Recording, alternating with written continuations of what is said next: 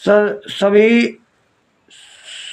भक्तों को रामदत्त दास का सतसाहिब जेल से आने वाले आदेशों पर मुझे पहले से ही शंका थी। मुझे ही नहीं, काफ़ी लोगों को शंका हो सकती है। यह बात बुलंदशहर नामदान संचालकों दिनेश भगत जी, राजकुमार भगत जी और राकेश भगत जी पुलिस वाले खुर्जा ने सिद्ध कर दिया कि जेल से कोई आदेश गुरुजी का नहीं आता है। यह मैं क्यों कह रहा हूँ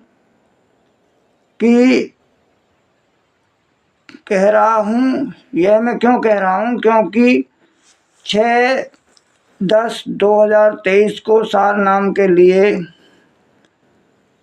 कुछ भक्तों के साथ मैं भी गया था। किसी को भी सारनाम नहीं दिया गया। 6 महीने बाद फिर दोबारा बुलाया गया,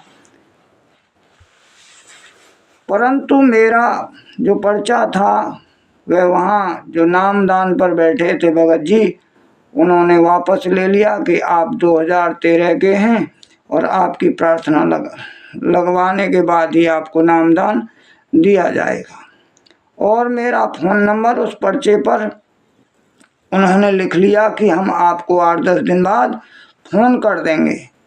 मैंने लगभग 20 दिन बाद दिनेश भगत जी जो जिला कोऑर्डिनेटर हैं बुलंदशहर के, उन्हें संपर्क किया तो उन्होंने कहा अभी कोई सूचना नहीं आई है और जब सूचना आएगी हम आपको बता देंगे।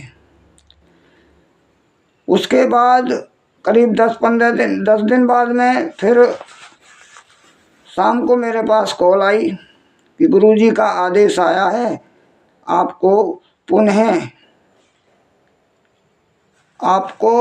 पुनः दीक्षा लेनी पड़ेगी। मैंने पूछा कारण क्या है? बोले कारण पता नहीं, ऊपर से गुरुजी का आदेश आया है। मैंने कहा किस नंबर से आया है? बोले ये मुझे नहीं पता कि किस नंबर से आया, आदेश आया उनका। मैंने कहा अच्छा भगत जी। तो मैं दूसरे दिन में जाके और दोबारा नाम दान केंद्र पर जा कर के ले आया। उसके बाद करीब 13/11 में दिल्ली से कुछ भगत जा रहे थे। 13/11 में भगत जा रहे थे दिल्ली से, तो उन्होंने मेरे पास कॉल की कि रामदत्त जी आप आ जाओ और सब साथ चलेंगे धनाना। मैंने कहा भाई मैं तो अभी आया हूँ, पर तुम एक काम करना कि वहाँ एक भगत जी हैं, मैंने उनका नाम बताया उन्हें।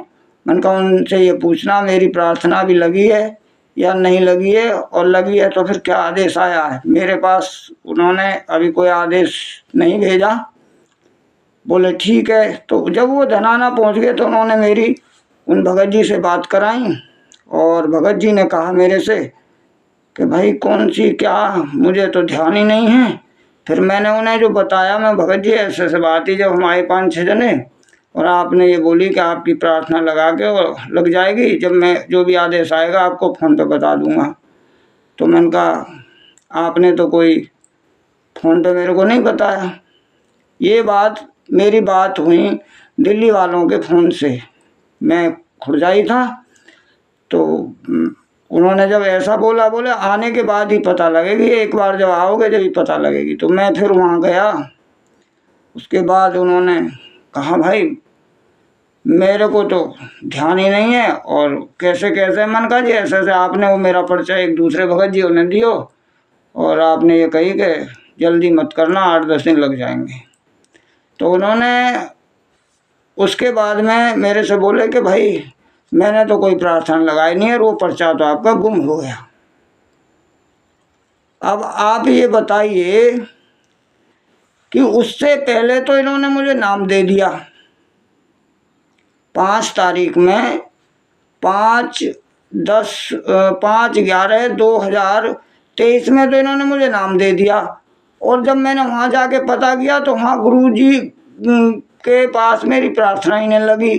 तो मैं जानना चाहता हूँ कि यहाँ बुलंदशहर में फिर भगवान ने कहाँ से छप्पड़ फाड़ के आया हुआ आदेश कहाँ से आया, जब उन भगत जी ने मेरी प्रार्थना ही ना लगाई तो गुरुजी ने ना कैसा आदेश दे दियो। तो ये इस तरह की जो हरकत कर रहे हैं, ये झूठे आदेश बना के गुरुजी के, और इस तरह से लोगों को गुमराह कर रहे हैं। तो ये कहाँ तक सही है? मैं आपसे जानना चाहता हूँ कि गुरुजी ने जब आदेश ही नहीं दिया तो इन्होंने मुझे नाम कैसे दे दिया, मुझे पुनः उपदेश कैसे दे दिया? मैंने 2013 21 सितंबर को नाम लिया था।